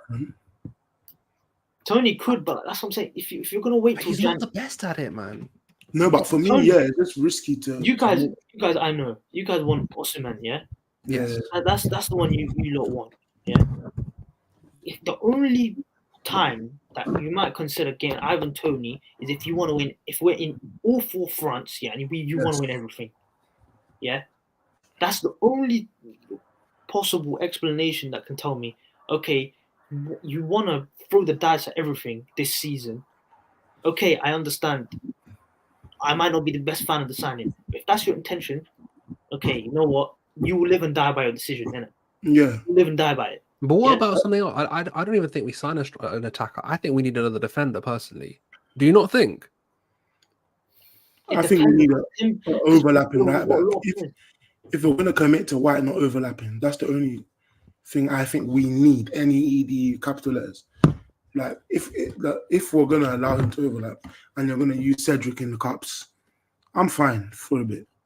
If I'm being realistic, you guys know who I want. I want Frimpong. That's who I want. I want a proper. I'd be very. He's not that big money. 40 mil, 35, 40 mil. You're saying 40 mil. 40 mil in Jan is not the same as 40. It's a release clause.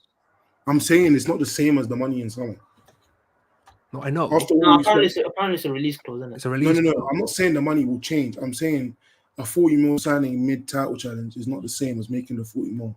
No, I understand that. Oh yeah, but the thing is, I'd rather spend 40 mil on something we need this season than spend 70 mil in Jan on something we should really be doing in the summer anyway. I think Jeremy Frimpong would be a brilliant signing. I agree, and he scores goals as well. But I'm just saying, you'd give us something. We don't have a traditional fullback or overlapper in the squad. I think Frimpong would be a great signing. But I don't think we've not heard a single link in it. No, I know. I'm just talking about what the profile that I would like, because I feel like we can't play Ben White. 2 months and 3 weeks. There's some time. A lot of things. I think that is one area though we are very weak. Like we don't have a Ben White substitute. Yeah, I'm sorry, but just thinking about it is crazy for me. I think doesn't get used. So, if Cedric gets used, then he doesn't get that 6 month injury. Because the thing is, right? He'll be fine. The thing is, right, is I know this guy. I know this Mikel guy. I know if Ben White goes there, he's playing Tommy right back. I just know it. I know it. Yeah. He doesn't have that. He'll just go back to what he knows, and it's the same thing, right? As removing Holding from the squad. It's making sure that he doesn't have the option to go back to reverting to type, because he has that ability just to go. You know what? I know this will work.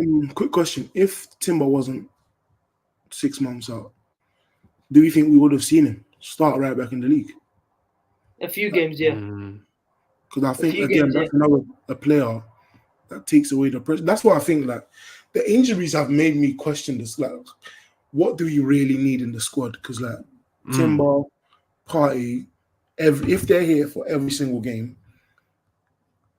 like even if Zinchenko was here every single game as well, because the Timber injury doesn't happen if Zinchenko was there, because Timber wasn't on the pitch at the time, whatever.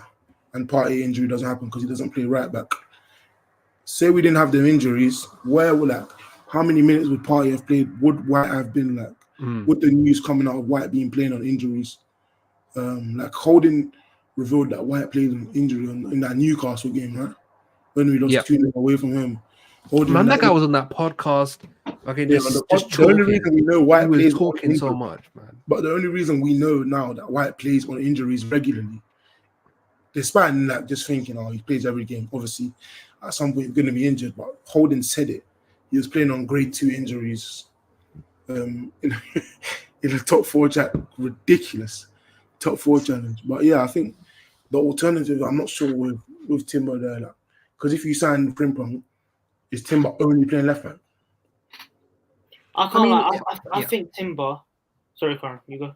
No, you go. No, I think Timber. If he didn't get injured, I don't think Zinchenko would have got back into the team.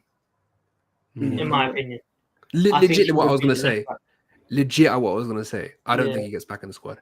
I predicted it before the season. I said because Zinchenko hasn't had a pre-season, because he hasn't been fit, and because Timber's gonna come in, and because Timber's that kind of player, you know what you're gonna get. It's like a 7, 8 out of 10 every game. Yeah. Every game. Yeah. He would have started left back, and he wouldn't have. Let's add to that. Say he doesn't. Yeah. Say he doesn't get back in. Do we have the question today? Or would Tomiyasu play left back in the Champions League final? Like, would you even have those thoughts? See, like, a lot of things about the squad are unknown because of two. I'll tell you why, though. Tomiyasu would have been the Saliba backup. Yeah. This is the other thing. And the other thing is, when I mentioned Frimpong earlier, is because I feel like it's a profile missing. That's the main thing for me. I feel like you're mentioning with the injuries and stuff, and I get that. And trust me, there's been times when I'm doing squad planning and I've just forgotten Timber, and I felt awful afterwards because he's injured. But like I've just forgotten it. But like I feel like a proper overlapping right back would do wonders for this squad because it allows no pressure on White, and it gives Saka an actual overlap that has like played that position his entire life. Well, he doesn't want that. He wants to overlap. Not Saka. What do you mean? Manager. The overlap has not. White just doesn't start as high. Yeah. But you're talking about Saka. We've discussed. No, I'm not saying Saka doesn't want. I'm saying the manager doesn't want an overlap. Martinelli wants an overlap. He doesn't get the overlap. But Saka gets the overlap from White. Martinelli gets an overlap, but he doesn't get as frequently as he should. No. Same as Saka. They don't get the overlap. But it's instruction. The fullbacks just start deeper than usual than last season. It's because of the rest defense, isn't it? Yeah. That's We're why. Sacrificing it, but at the same time, like I want an overlap on both sides. We don't have either side really. No. And even if Timber played, I feel like we have more of it on the right side though. We don't really have we don't have an overlap, like reliable Robertson whip ball. No. In the squad anymore. Tierney's gone. White can't do that cross. White is a pullback guy. Man. The cutback. White is like what Jesus was doing, tiptoeing on the byline, doing cutbacks. That's their game. We don't have certain things, but it's just, again, like I want an overlapping right back and left back, but does Arteta want it again? I do think though, because teams always pack out the middle against us. We need it. The space. We need it, man. I do think we need it, but I do think the space is mostly on the wings. So, like for me, I think you get more out of Saka when he starts wide. You know what I mean? But like, I get what you mean. I think for England, he starts a lot more inside, and I think. And the goals are ridiculous at England. He scores a lot more goals, but I think for Arsenal, his general play is better, in my opinion. His general play. Like I think for England, he's more efficient. Yeah. for Arsenal, I think because he starts wide and because there's more space there, he gets the ball in more situations more quickly. Like when Saliba gets the ball straight away, bang, straight from into a wide position to Saka. I think Saka is good with the late overlaps. You know which kind of what White does. You know, which we lacked when, let's say, Tom's Partey was at right back. When White does those late overlaps, that's when Saka he goes from out to in. Yeah. You know what I'm trying to say here? No, So, I get exactly what you mean, yeah. Yeah, so I do think there's a reason. I think Martinelli, on the other side, I think he needs... That's what I thought the partnership would work with Havertz, because I thought Havertz would make more underlapping runs for him. Or that's not something But we've had our left centre mid deeper. Yeah. We've had our left centre mid deeper. Yeah, So exactly. It's weird. But yeah, I think these questions, that's what I'm saying, 17 games. I'm going to keep saying that number because we've already seen things change from the first Community Shield to now, or from the first game of pre-season till or the 10th of October now. We've already seen things change. So I can't imagine what changes in a month's time when we play 4 more games in that space of a month. In December, we're going to play like 6-7 games. There's just a lot of football left for me to make like sweeping statements in the team. So for me, I like the squad how it is. I would prefer 2 overlappers, would prefer certain additions up top or in midfield, whatever. But I just need to see what progresses. And I think the Tony thing, it's all well and good, Sammy, or even if Fabrizio said the same thing and Ornstein all said the same thing.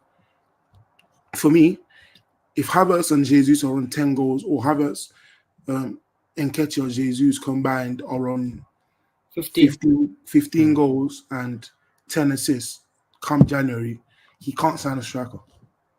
Like, you can't take... I don't want Tony for the same reason. Like, I think a couple of weeks ago I was pissed, of our finishing. So I was just like, you know what, I need a flipping finish in the box. Yeah. I just need to, obviously, those were irrational thoughts. But like, in general, I think the reason why I don't want Tony is because of Havertz. Because right now, look, with Tony, the only way I would accept it is January. Yeah? But at the same time, I don't think I can work with Havertz in midfield this season. The only way I think it's not enough time, man. There's not enough time to get him to adapt to that. The only way I think Kai Havertz has a successful season for Arsenal is at number 9. And by that time, it will become next summer. Yeah. And by next summer, I don't want Ivan Toney, 28 years old, when Victor Osimhen is on the market. Yeah, see. I mean, let's be real though. Let's be real. And this is like, it's very unlikely I'll be real, but like, you don't know what that Napoli relationship is like, man. They've gone. It's crazy right now. Give it up, bro. He's not coming in. I'm just saying. 100 M's in Jan is ridiculous. It's not going to be 100. Look, I don't think it will happen, but we just broke the record. We just spent 65 as well. Yes, whatever the money is in Jan, would I pay it if it was out of my pocket? Yeah, bro. You saw those TikToks, okay? You saw they're looking like they might sack their manager as well. Arsenal's gonna pay 100 and no. In January. No, but the thing is, we might not even get him. Say Chelsea or someone spends a ridiculous amount of money, then it has to be Tony in summer. Then you think even if we're bad with a bad relationship, he's gonna leave for no Europe and no Europe guaranteed the next season? Chelsea is an example, man. It's not who he'd go to, but who else? Real Madrid is not going for him. No, Real Madrid is going for Mbappe. For me, I did say that in the summer. Look, everyone's getting strikers. Everyone has this guy's the rice guy. Yeah, like Nunez, Haaland, obviously Mbappe is going to go. No one needs him, man. Mbappe is going to go Real Madrid. Barca just signed João Felix, Lewandowski. And no, they've got Roque as well. Don't forget they've got. I'm not going to say his name. He's a little boy. Bayern have Kane. Real Madrid. Antel. Yeah, everyone has their main man, and the young one they're going to bring up after him. He's not going anywhere else in Italy. Us and Chelsea. United just signed Højlund. Tottenham have Son. I've been saying it for time. I think Chelsea go for Tony. Genuinely, I think they. I don't know do about too. you guys, but I think that he goes. You know, Chelsea. I think they'll look at both. I think, yeah, it's just about. It's I just think who they Tony get. will be who they get in January. But again, them getting Tony in January doesn't mean they won't go for Osimhen in summer. That's how weird that club is. Very weird. No, they're gonna get They banned, signed surely. Enzo Fernandez, then they signed Caicedo, Ugochukwu, and Who Lavia. are they selling this summer? Summer. In the same summer they spent over 200 million on players in the exact same He position. spent flipping 200 million on DMs, man. I've Yeah. never seen this in my life. In the same summer though. Yeah, that's what I'm saying. Ridiculous. So yeah, Chelsea, you can never count them out. So if I never count them out, but like they don't have Havertz and Mount to sell next summer. Like it's not the same. Who are they gonna sell? they can tell the players they bought. Gallagher, that's 40 M's. Yeah. But they need to raise last summer it was 75 mil. I don't know. They have to raise a certain amount every year. That's for them. That's 20 mil, 25 mil. Yeah. Yeah.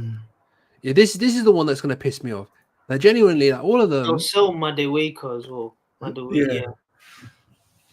Cucurella, they want to sell as well. Yeah, they always make money. They're gonna make money. They do every. They're gonna find something. Yeah, but this is the one that's actually gonna piss me off. Like genuinely, like if they get Moscato, like genuinely is. I have nothing to say on the player. Caicedo, fucking Enzo, Leslie, and then Moscato. Like why? You forgot Lavia. That's what I'm saying, man. Like Lavia as well. Like why the? Lavia still is injured as well. That Chelsea team, when they're not injured, they're gonna be good. They are gonna be good. Apart from I thought they would finish 5th. I didn't think they would have that bad start. No, they're gonna get better. Even this season. I think they did a good thing though, getting Cole Palmer. I think that's a really good sign. Yeah, I said today. I don't know if you saw. I said that today. I was like, bro, I can't hate him. Like he's exactly what they need. They needed a pocket player, and they got a really good one. Yeah, with a good final ball. But again, I think he plays some dumb passes. Though he needs to work on his pass selection. But also, they just got their best final ball back in Reece. He's back from the suspension. I think our game. I think that game with Chelsea is going to be tough, man. We're going to talk about it 2 weeks. In 2 weeks. Yeah. Well, in a week and a half. It's not going to be an easy game, man. I don't think we'll lose, but I think it'll be a tough game. I think we're going to. Oh, sorry. We'll speak by a week and a half. We'll speak about it later. Yeah. Yeah, we're gonna. Yeah. Just to remind you, we haven't destroyed or kicked George in the pants or something. There's no. Yeah, George will be back soon. He will be back. He's just in Boston. That's hitting him at the moment. Yeah, so he will be back. Thanks again to RM. Follow him on Twitter, A1. He's got a lot of followers. So you can't even if you get the out wrong, you still find him. Yeah, you can still find him. He's in the tweet and he's at the bottom. So do give him a follow. Chris will be back to annoy me soon, and you can find him at CK Football on the Twitter. Oh fuck, I've done the George thing. Ew, go away. And you can follow me at current BoP. Follow the Twitter at BoP Footy. Follow us here on Biabono Passion. And with that, we'll see you soon. Thank you for tuning in, and bye-bye. Peace.